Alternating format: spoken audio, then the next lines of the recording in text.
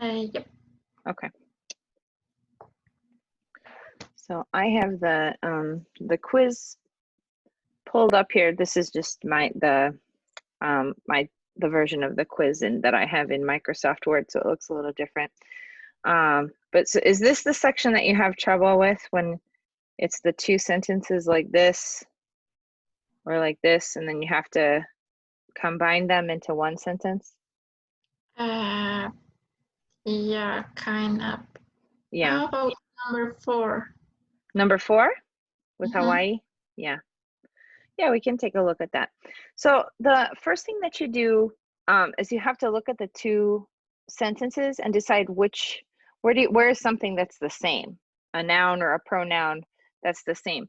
In this case, it's Hawaii, and then also it. So those two subjects are referring to the same thing, right? That makes sense. So my direction said this sentence here, the first sentence, is the independent clause. So I'm really not going to change anything with that sentence. This sentence, the second sentence, according to the directions, this one should be the adjective clause. So this is the one I'm going to change. So the first thing I do is I look at the pronoun because that's the same as Hawaii. So that's what I'm going to change and make my relative pronoun because that's what's the same as Hawaii. In this sentence, that's the subject of the sentence. It's the subject of the verb is. So I'm going to use a subject pronoun for that. And here, now I'm going to go back and I'm going to look at Hawaii. Hawaii is not a person, but it is but it is a proper noun. So that tells me a lot about which relative pronoun I'm going to use because it's not a person, so I'm not going to use who or whom. And since it's a non-human, I'm going to use either that or which. If the noun is general, like island or school, then I use that as my relative pronoun. If the noun is specific, if it's unique, then I'm going to use which as my relative pronoun. So because Hawaii is a non-human and it's unique, it's a proper noun, that means I'm going to take which, and that's what I'm going to replace it with. So now here is my adjective clause, which is made up of 8 main islands. Because, oops, because, yeah, go ahead. Why it could no be that Hawaii Why not who? Favorite vacation. No, why no that? Oh, so for the rules are for restrictive adjective clauses, I can use either one. I can use that and I can use which. Hi, Svetlana. Svetlana is joining us. Hi. So technically I can use when it's a general noun, I can use both. If we're being really strict with our grammar, I should only use that. But in speaking, a lot of times people use either one. So sometimes grammar books are very strict, and sometimes sometimes they're not so strict. So it kind of depends on the grammar book. But when the noun is a proper noun, so think capital letters, when it's the name of a person, the name of a place, the name of a thing, or it's a unique noun, then you only have one choice. You can only use which. And that would be for non-restrictive adjective clauses. So for restrictive adjective clauses, when it is it's a general noun, it's not specific, you can use either one. When it's a proper noun, it should only be which. So like for number 3, I've got book and I've got it, right? For number 3, book is not a proper noun. Book is a general noun, a common noun. So book is going to use a restrictive adjective clause. Restrictive just means that I'm narrowing down the possibilities, or I'm limiting, defining that noun, so that you know exactly what it is, or exactly which one it is. So technically, to be absolutely 100% with grammar, in a restrictive adjective clause, I should use that. So I should take it and I should replace it with that. But in speaking, so that would be for writing, especially for formal writing, like academic writing or business writing. You want to be as correct as possible. In that case, I should use that for a restrictive adjective clause when the noun is general. But in speaking, native speakers will do both. So a native speaker might say, the book that is on the table is mine. Or a native speaker might say, the book which is on the table is mine. They're both correct in speaking. In writing, technically, the first one is correct. Does that make sense? Because yeah, but I won't keep on the number 4. Okay. Because I remember I do other completely different sentences, because that sounds good for me. Like Yeah. Hawaii is made up of 8 main islands, and then I put that is a favorite vacation spot.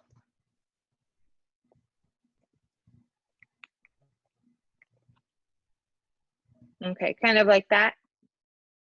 Does that look like what you had? Yeah. Okay. So here in this case, what you've done is you actually, that here, there's a couple of problems here. Remember that the rules say that the relative pronoun in the adjective clause, it always has to go next to the noun that you're modifying. Yeah. So if that is my relative pronoun, that means that islands is the noun that I'm modifying. So if that's the case, then I've got a problem with subject-verb agreement here, right? That verb should be are instead of is. So Hawaii is made up of 8 main islands that are a favorite vacation spot. But that's not as logical, because the favorite vacation spot is not the islands, that's Hawaii. So it kind of works if you change the verb to are, but it still is not quite logical, that connecting those sentences together. It's more logical to connect the sentences together because in the original, it is made up of 8 main islands, and Hawaii, those are the two things that are the same. Does that make sense?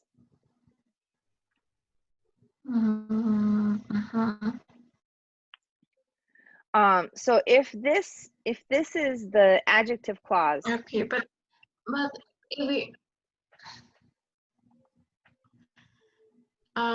if I put it, I'm so confused. Okay. Because if I put in the if I put that, so for example, Hawaii is a favorite vacation spot that, and is made up a main island. So how I now refer about the other subject, because I mean the other no, because vacation spot could be other thing or no? Yeah, a vacation spot.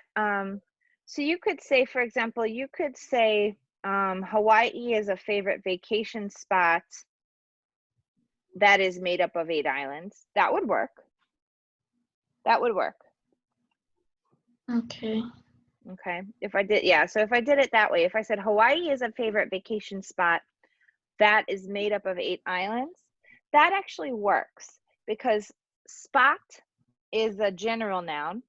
It's not a proper noun. It's so that would work just fine if you did it that way. The way that I had in mind for you to do it for the quiz is I had in mind for you to take this and put it inside the sentence. So I wanted you to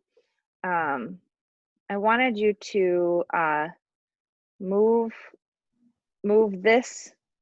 I wanted you to move that next to Hawaii. That was, sorry guys, that was my husband sneezing in the background.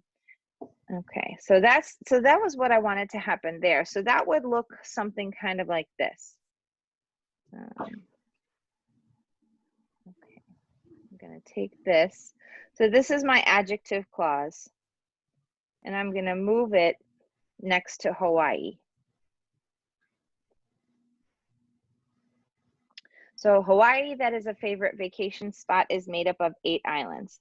But because Hawaii is a proper noun, I have to use the relative pronoun which. So for non-restrictive adjective clause, you can only use which. You cannot use that. And then I have to add my commas. Okay. So Hawaii, comma, which is a favorite vacation spot, comma, is made up of 8 islands. So here, Hawaii is made up of 8 islands. That's my independent clause. And then, which is a favorite vacation spot, that is my adjective clause. I just put it in the middle of the independent clause because it needs to be next to Hawaii. Does that make sense? Kinda, sorta. Yeah. Okay. Okay. Maybe let's do let me do another example. I'm gonna delete this. Okay. Let's just open up a new document. Okay. I have another question. Sure. I think that we can change for that. The SI, well, there's something like the structure for do an SI, but I was waiting for my first narrative paragraph for make them the in class paragraph because I went to review my notes. Yeah. And then it was late, but okay. So now for this outline, that's another like kind of system that we was making, or what is the difference? Because it's a outline essay. So we're going to write an essay, but before we write the essay, we're going to plan the essay. So before I actually write all the paragraphs for the essay, I want to have a little bit of an idea of what I'm going to say. And it's kind of like it's kind of like how you plan your paragraph, right? Like you have a topic sentence for your paragraph, then you have supporting sentences in your paragraph, and maybe you have a concluding sentence for your paragraph. And sometimes we might write a little bit of an outline for our paragraph, so we know what order we're going to put things in and how we're going to organize the paragraph. You can do the same thing for the essay, but instead of making an outline for the sentences in your paragraph, your outline is organizing the paragraphs that are in your essay. Does that make sense? So let's say I wanted to write, maybe I'm gonna write an essay about why dogs are a great pet, okay? So my outline, and that, can you guys see this on the screen? So my outline looks something kind of like this. I'm gonna have my introduction. That's the first paragraph, and we'll learn a little bit more about the introduction in the next week's materials. If you want to read ahead a little bit in Great Writing, just keep reading chapter 10 or unit 10, and you'll learn more about the different types of paragraphs in an introduction and what you have to include. But the important thing that you're going to have at the end of your introduction is a thesis statement. And basically, you can think of the thesis statement as your essay's topic sentence. The topic sentence in a paragraph, we know, controls the paragraph. The topic sentence in a paragraph tells us what the paragraph is going to be about, tells us the main idea of the paragraph, and it tells us everything that needs to be connected to the idea in the topic sentence. So the thesis statement for an essay does the same thing, but instead of just connecting the ideas in one paragraph, a thesis statement connects the ideas in all the paragraphs. All the paragraphs connect to the thesis statement. So maybe my thesis statement, if I write an essay about dogs, would be, dogs are a great pet for 3 reasons. Okay. Then I'm going to write 3 body paragraphs. Yep. I saw the structure, but so we have to do this, like we have to put introduction and we have to put all the structure and then make the sentence and then make like the complete essay, or we just have to keep like this for this week, just the outline. So for this week, let me, I'm gonna open this up on Blackboard. I saw this.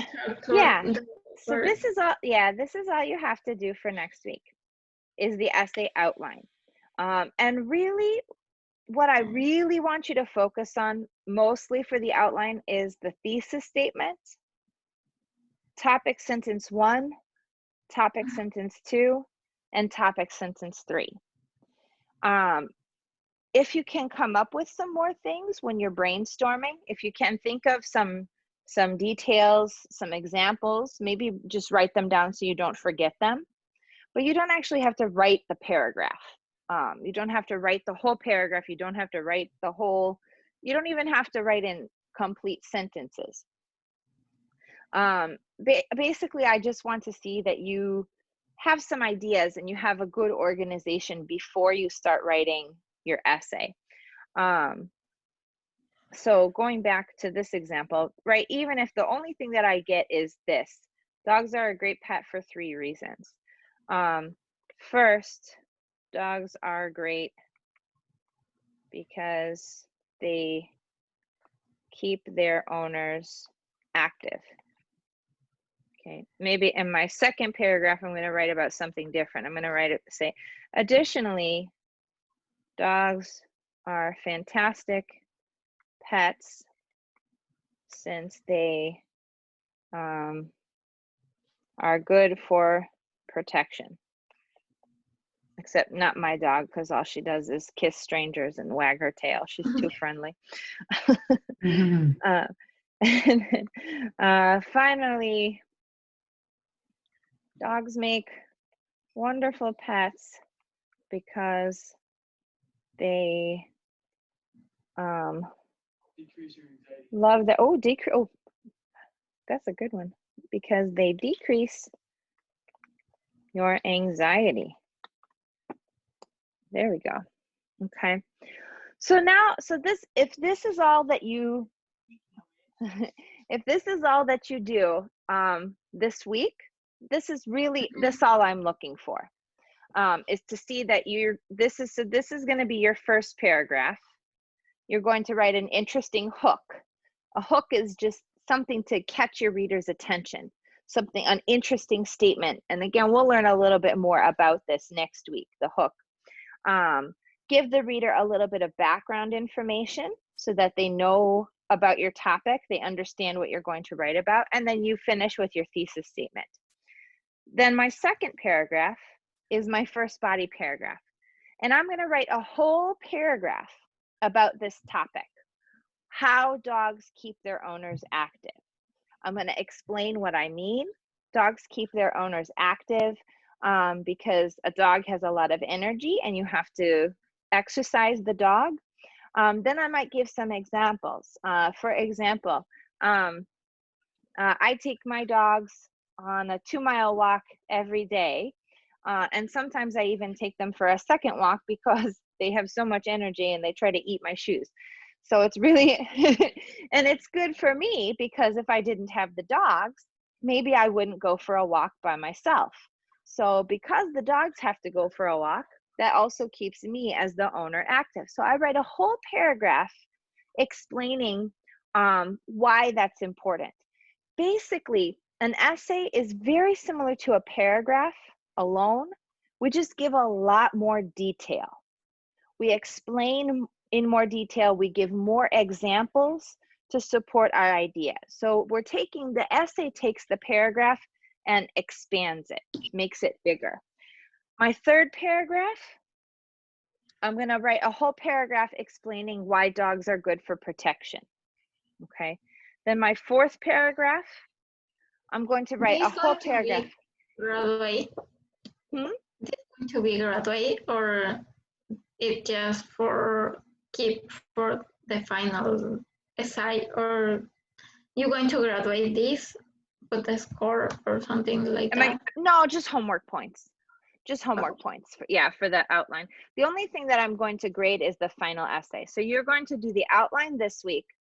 Next week, you're going to do your first draft of the essay.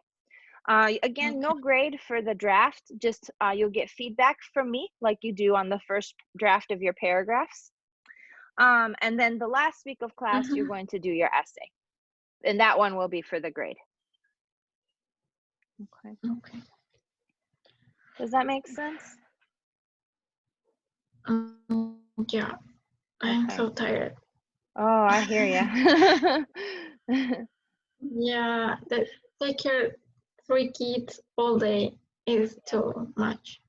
And they are different age, so there are 1 5-year-old, 7-year-old, and 10-year-old. And I have to be teacher, chef, the clean lady, and everything.